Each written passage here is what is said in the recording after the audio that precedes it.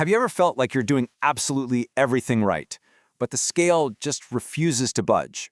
I mean, you're eating well, you're moving your body, but that stubborn fat, especially right around your middle, it just will not go away. Well, today we're going to pull back the curtain on the hidden reason why this happens, and more importantly, what you can do about it starting as soon as tonight. Okay, let's just dive right in. We're going to call this the stubborn fat paradox. You know what I'm talking about. It's that incredibly frustrating place to be where your efforts and your results just are not lining up, and it can make you feel completely and utterly stuck. So, does this sound familiar? You're being so careful, you're being consistent, but your body, it just doesn't seem to be responding like it used to. It's confusing, right? And it's an incredibly common experience, so please know you are definitely not alone in this. This slide right here, this tells a story that so many of us can relate to. You're eating less, you're walking more, maybe you're even dabbling in intermittent fasting. But that fat around your midsection, it's like it's glued on. And not only that, you're more tired than you've ever been, and your sleep is, well, it's just off. I really want to be crystal clear here. This is not about a lack of discipline. The real reason your body is clinging to fat, even when you're trying your absolute hardest, it really isn't about you or your willpower. No. It all comes down to one major survival hormone that's quietly running the show behind the scenes.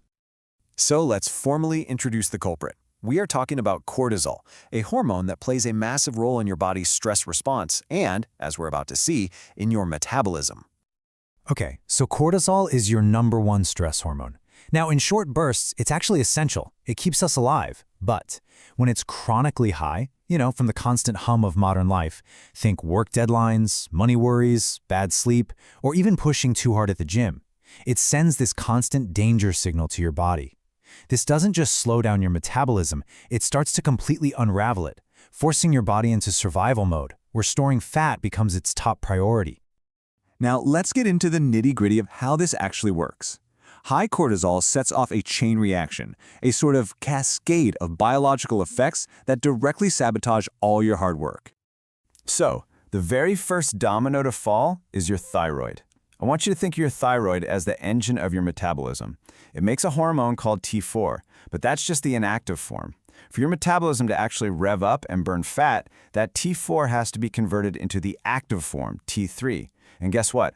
High cortisol slams the brakes on that critical conversion. And this analogy just hits the nail on the head. It's not just that cortisol blocks the good stuff, T3, it actually starts turning your T4 into something called reverse T3.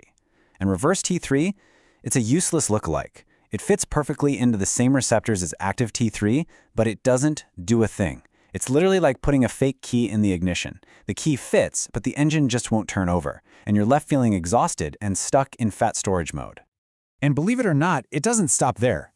High cortisol also triggers this process. Gluconeogenesis. Yeah, I know, it's a mouthful, but the concept is so important. In response to that constant danger signal, your body starts breaking down its own muscle tissue and turning it into sugar for quick energy to fight off a threat that isn't even there. And this whole thing builds into this vicious cycle you see right here. High cortisol signals danger. Your body breaks down precious muscle and turns it into sugar. All that sugar floods your bloodstream, causing a massive blood sugar spike. In response, your body pumps out insulin to handle all that sugar. And what does insulin do with extra sugar? You guessed it, it stores it as fat. So get this, you end up losing the very muscle that keeps your metabolism humming while packing on more fat. It's a trap. If any of this is hitting home, I really need you to hear this. You are not broken. You are simply stuck in a hormonal feedback loop, one that's fueled by chronic stress, bad sleep, and even undereating or overtraining. But the really great news is we can break this loop. So how do we fix this? Well, it is not about pushing harder. It's about working smarter. It's about sending your body what I like to call signals of safety. We're going to walk through 6 really practical steps you can take to rebalance your hormones and finally break free. So here it is. Here's our toolkit. We're going to reset your body's internal clock. We're going to protect your adrenal glands, give your body the right nutrients, preserve that precious muscle, rethink how we approach fasting, and finally, use a super simple technique to reset your entire nervous system. First up, let's reset your circadian rhythm. This one is so simple, but it is incredibly powerful. Just get outside for 5 to 10 minutes of natural light within an hour of waking up. That's it. This simple act tells your brain, hey, the day has officially started, which helps regulate your cortisol and supports healthy thyroid function. Next, let's protect those adrenals, especially first thing in the morning. Look, if you already feel burned out, reaching for that caffeine on an empty stomach just adds more fuel to the stress fire. Same goes for skipping breakfast. You gotta give your system some gentle fuel first to avoid another cortisol spike. Step 3 is all about nutrition. And what's great is that supporting your thyroid with food can be surprisingly simple. For that all-important T4 to T3 conversion, the selenium from just 2 Brazil nuts a day is often enough. Seriously. You can get zinc from pumpkin seeds and iodine from natural sources like seaweed. Simple.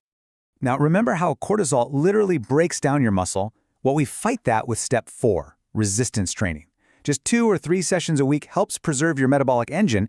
It sends this powerful signal of safety to your body that says, hey, we're strong, we're capable, we don't need to hoard resources for survival.